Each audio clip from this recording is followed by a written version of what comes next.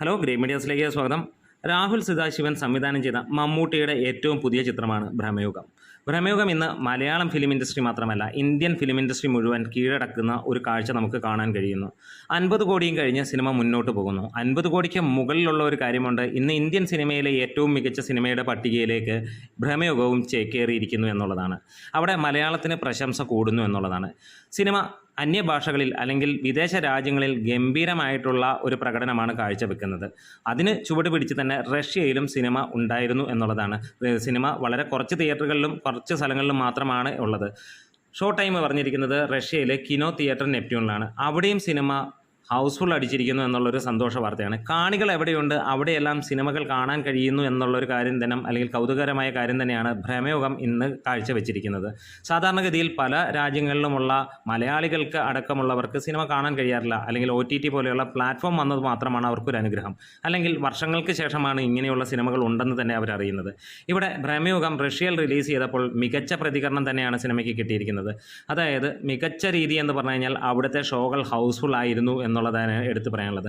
Why not സ്റ്റുഡിയോസും night shift സ്റ്റുഡിയോസും ചേർന്ന് ഇറക്കിയ ഈ ഒരു സിനിമ ഭ്രമയുഗം റഷ്യയിൽ ഇറക്കിയത് 4 സീസൺസ് ക്രിയേഷനാണ്. എന്താണേലും അവിടെയും അവർക്ക് മികവ് തെളിയിക്കാൻ കഴിഞ്ഞു എന്നുള്ളതാണ്.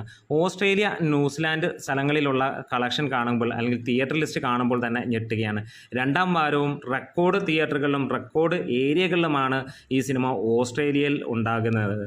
ന്യൂ സൗത്ത് വെയിൽ അങ്ങനെ തുടങ്ങി ഒരുപാട് ഏരിയകൾ നമുക്കതിൻ്റെ ഒരു സ്ക്രീൻഷോട്ട് ഇടാം. അത് വായിക്കാൻ നിന്നാൽ ഒരു 10 മിനിറ്റ് അതിന് വേണ്ടി പോകേണ്ടി വരും. ഹാമിൽട്ടൺ, വെല്ലിംഗ്ടൺ അങ്ങനെയുള്ള സ്ഥലങ്ങളിൽ എല്ലായിടത്തും ഈ സിനിമയുണ്ട്. അത് കാണുമ്പോൾ നിങ്ങൾക്ക് മനസ്സിലാകാം എത്രത്തോളം സ്ഥലങ്ങളിലാണ്. ഇതിനോടകം തന്നെ വേൾഡ് വൈഡ് ആയിട്ട് സിനിമ 50 കോടി നേടിയെങ്കിൽ ഏറ്റവും രസകരമായിട്ടുള്ള കാര്യം വിദേശ രാജ്യങ്ങളിൽ നിന്ന് 30 കോടിക്ക് മുകളിൽ ഈ സിനിമയ്ക്ക് നേടാൻ കഴിഞ്ഞു എന്നുള്ളതാണ്. ഈ കഴിഞ്ഞ ദിവസങ്ങളിലെല്ലാം തന്നെ ഇന്നുകൂടി ഉൾപ്പെടുമ്പോൾ സിനിമയ്ക്ക് ഗംഭീര സ്വീകാര്യതയും വലിയ കളക്ഷനുമാണ്. ഈ സിനിമ ഒരുപക്ഷെ 6-7 വാരങ്ങൾ വരെ ഈ പറഞ്ഞ രാജ്യങ്ങളിൽ ഉണ്ടാകുമെന്നുള്ളതാണ്. എന്തായാലും റഷ്യയിലും തരംഗമായി എന്നുള്ളത് എടുത്തു പറയേണ്ട കാര്യമാണ്. വളരെ ലിമിറ്റഡ് ആയിട്ടുള്ള ഷോകളാണ് അവിടെ ഇറങ്ങിയിരുന്നതെങ്കിലും നമുക്ക് പറയാനുള്ളത് മികവായിരുന്നു എന്നുള്ളതാണ്. അതുപോലെ തന്നെ ജർമ്മനിയാണ് മറ്റൊരു രാജ്യം. ജർമ്മനിയിൽ പല ഷോകളും ഹൗസ്ഫുൾ ആയിരുന്നു എന്നുള്ളതാണ് എടുത്തു പറയുന്ന മറ്റൊരു കാര്യം.